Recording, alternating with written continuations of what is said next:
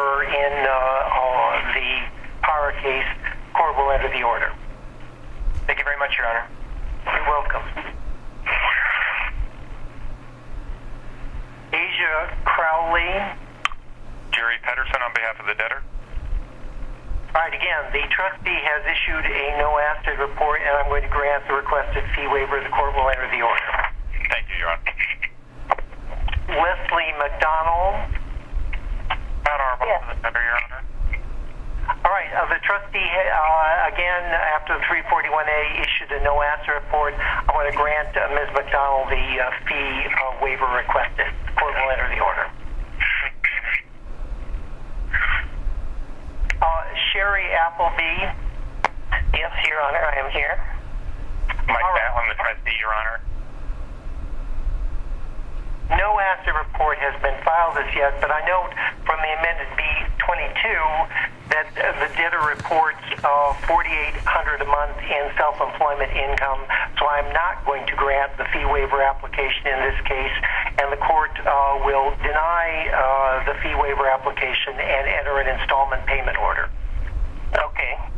Thank you, Your Honor. You're welcome. Thank you, Your Honor. You're welcome. Michael Holland. Yes, Your Honor. This is Michael Jamison Holland. All right, the trustees filed a no asset report. In your case, I'm going to grant your requested fee waiver. So you won't have to pay a fee. The court will enter the order. Thank you, Your Honor. You're welcome. Danny Klein. Do I have anybody on the phone in the Klein case? Mr. Batlin?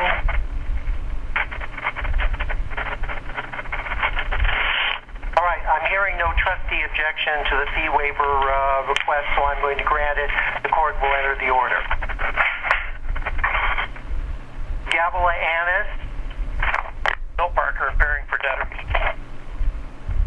All right, no trustee report's been filed yet, but the trustee is not appearing to oppose, so I'm going to grant the requested fee waiver, and the court will enter the order. Thank you, Your Honor. Thank you. You're welcome. Donald and Constance Linge or Lingy. I have no trustee report yet, but is Ms. Mitchell on the phone? Not hearing from Ms. Mitchell, I am going to grant the requested fee waiver in the Linge or Lingy case. The court will enter the order. Linda Simmons-Wilford. This is Linda. Yes. All right, no asset report has been filed in this case. I'm going to grant the requested fee waiver. Thank you, Your Honor. Thank you, Your Honor. You're welcome. All right. So I'm going to go back to the top of the 11 o'clock calendar. Brian and Amy McNeil. Keith Carnes here for the debtor. All right, Mr. Carnes, I have a very fundamental problem with this motion.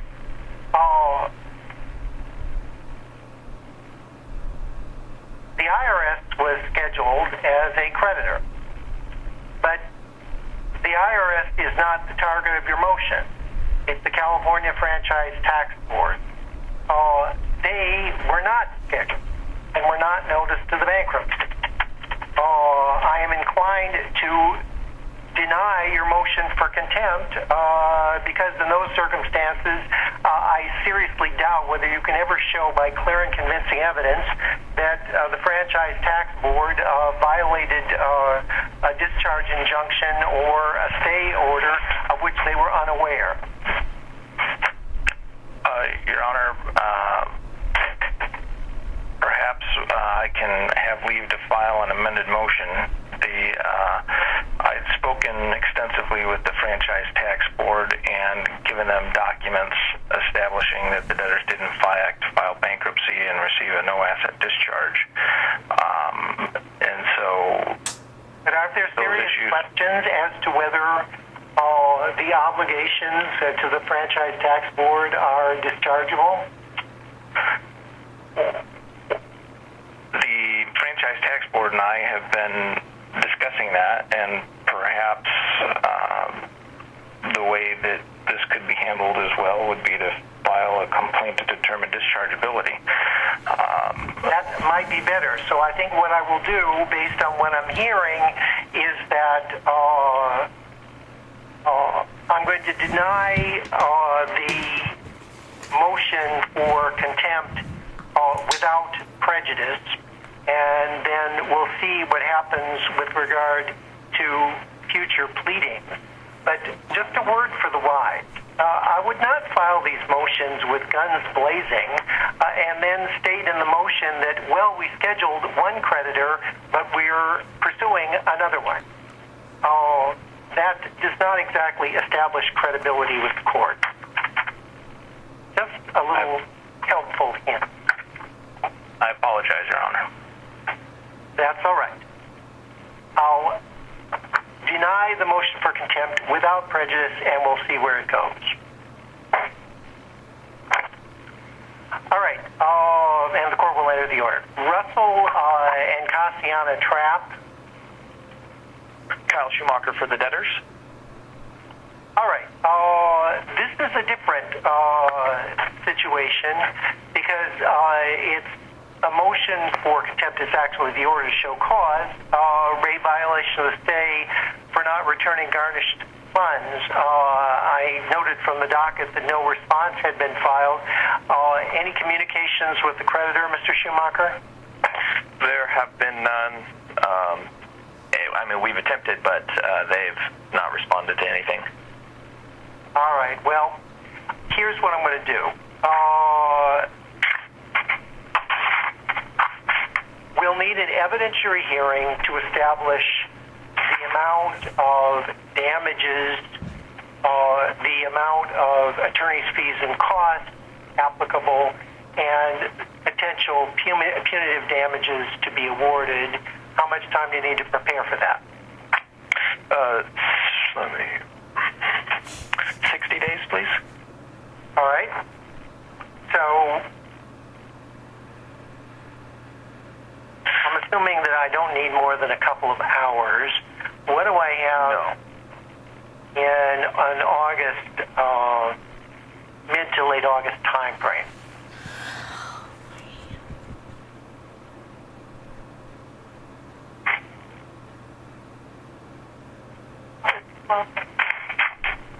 About August 12th at 1:30.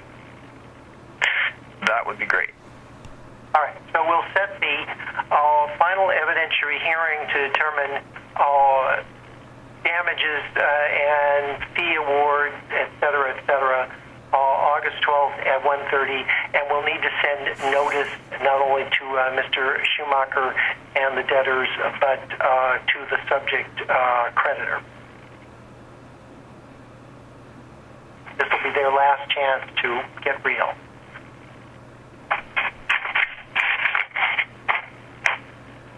Any other questions on that one? No, Your Honor. All right, thanks very much. Larry Blackberg. Ken Eiler is here. Mr. Eiler, I note that we also have this one on the preliminary relief from stay calendar this afternoon. Right.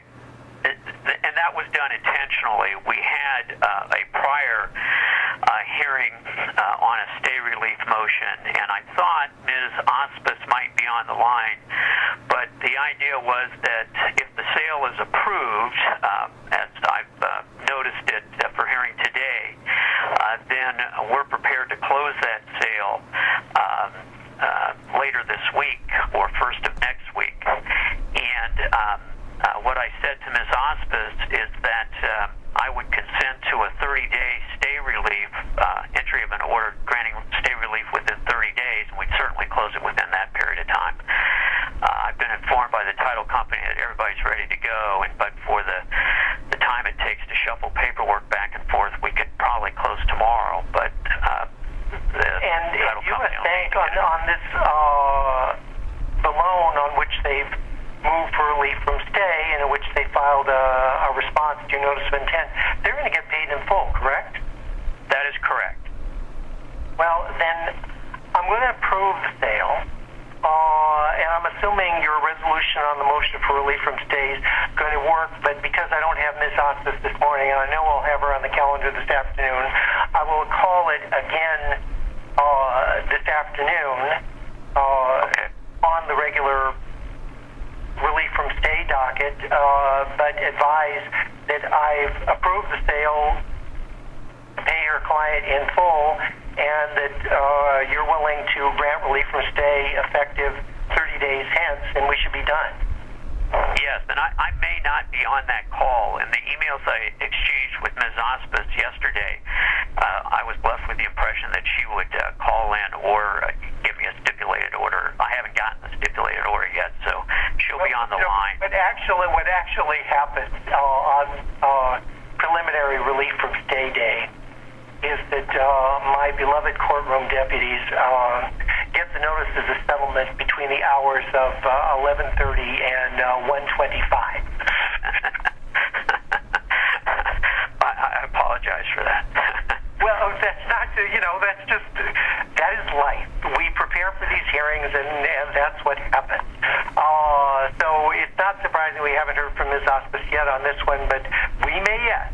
When Ms. Delta is released from duty on this calendar. So, but I'll call it at 1:30, and if we haven't heard from her, and I'm assuming that's an appropriate resolution. Very good. Thank you, Judge. Thanks very much. And you're going to submit the order approving the sale? Yes. I'll upload the order. Great. Thank you. You're welcome. We had Umberto Gwillan on the calendar. That matter was resolved, and the settlement already has been noticed. So the next matter is Ono Cornelio Perez. This is Anthony Albertazzi for the debtors, Your Honor.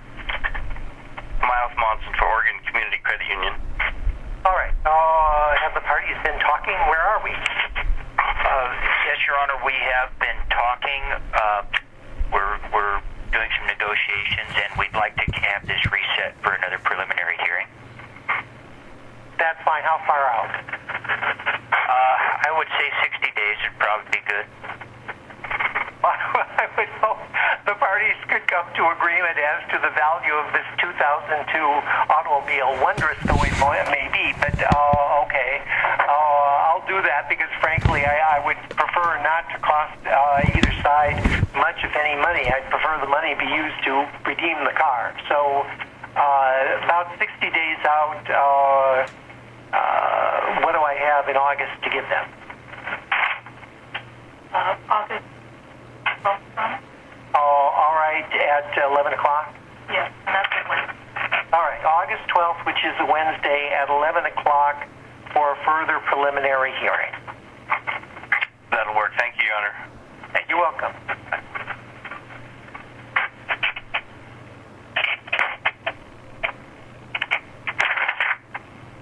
Jennifer Brandon. Good morning, Your Honor. Theodore Pidio for the debtor. Your Honor, I've been in communication with the Council for CMRE Financial Services and Acute Care Specialists. That would be Scott Anders and Greg Johnson, respectively. We have tentatively hammered out an agreement, but Mr. Anders had to fly to Brazil for a few weeks, so we haven't gotten anything written down in paper, but we'd ask the court to give us an additional 30-day set-over on a further prelim so that we can... Well, do you want that, or if it's tentatively so, can I enter a 30-day settlement order? Well, Your Honor, they haven't signed any agreements, and we haven't finalized language, so I'd like to have a 30-day set-over just in case everything falls apart. All right. So with the 30-day time frame, what do I have in terms of preliminaries mid-July? You could either do it July 1st or July 2nd. July the 29th at 11. That works for me. Well, I have a 10 o'clock evidentiary before the court on the Newton case.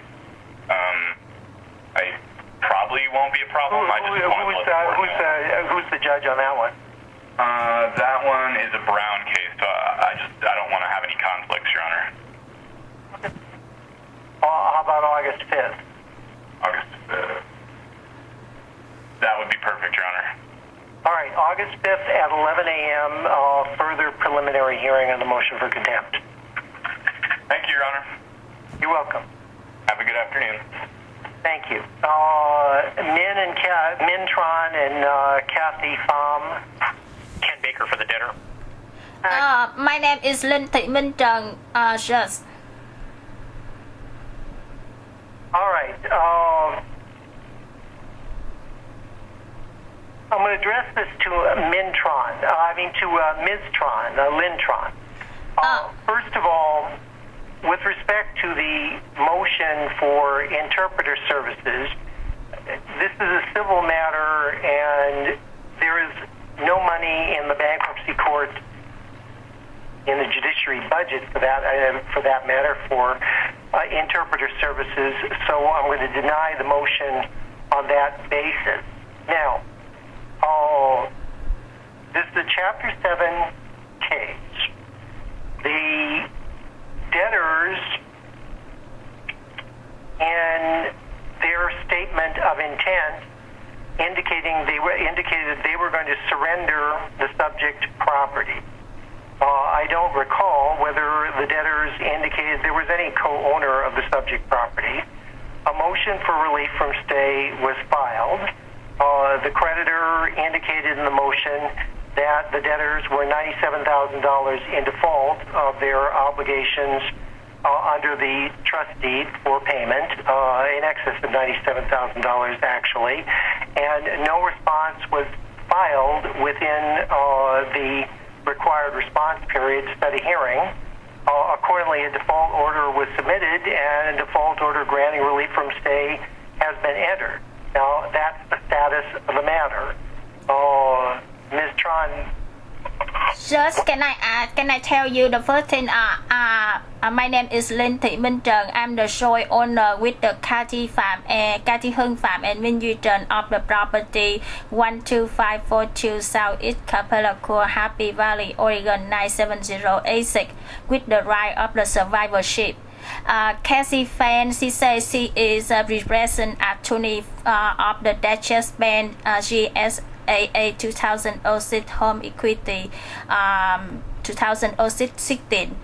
She certified on the U.S. Bankruptcy Court the case 1531294 RLD7. She certified she searched for all the parties had the interest of the property, but she admits she did not search the motion relief automatic stay for me because I'm currently living at the property 12542 Southeast Capella Court, Happy Valley, Oregon 97086. I'm not receiving any. Okay. I understand that's your position. Why is that relevant? The problem is because the Duchess Bank, National Bank, is not the true beneficiary of the property, and we are the three owners. We pay off the debt. That is a matter to be brought up in state court, and nothing that I've done precludes you from bringing up that argument in state court. Yeah, but the problem is because Cassie Fan wrote down on the motion the debtor intend to surrender the property. We are not the debtor because we pay off the property on June 7, 2006 already to D.R. Houghton, and we are not the debtor, and I am the joint owner. I'm not intend to surrender the property. Well, that's great. That's a matter you can bring up in state court. I have no authority to consider it. You're not in bankruptcy.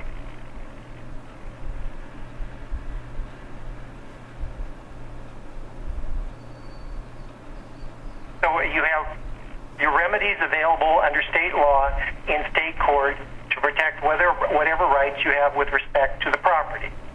But as far as the motion for relief from stay in the Mintron and Kathy Pham case is concerned, a motion was filed, no response was filed.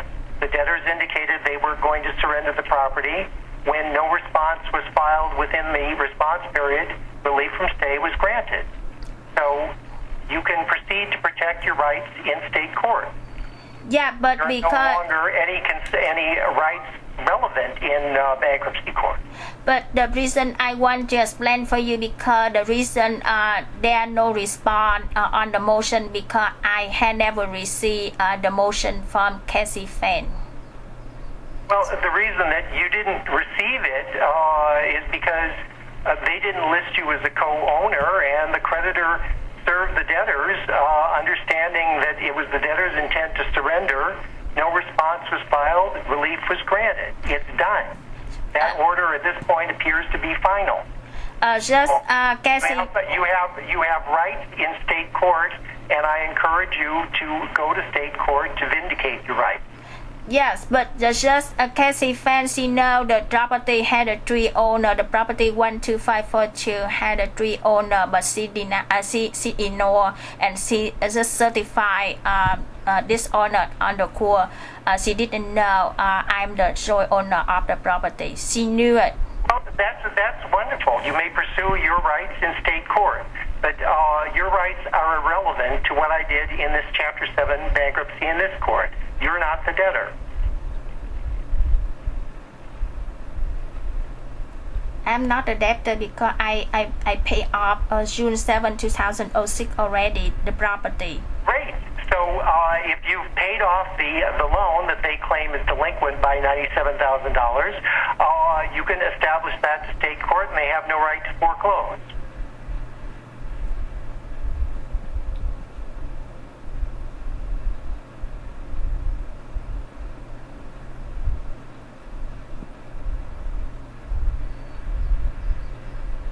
That's not a matter within the compass of my authority.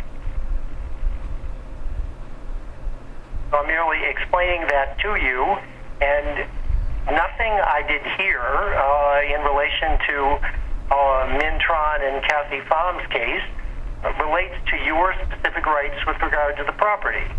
You may pursue them as appropriate. Mr. Baker, do you disagree with any of that? No, I've written 2 letters to the objector and tell her that her remedy to the state court and she can bring it up there. All right. Oh yeah, but just before you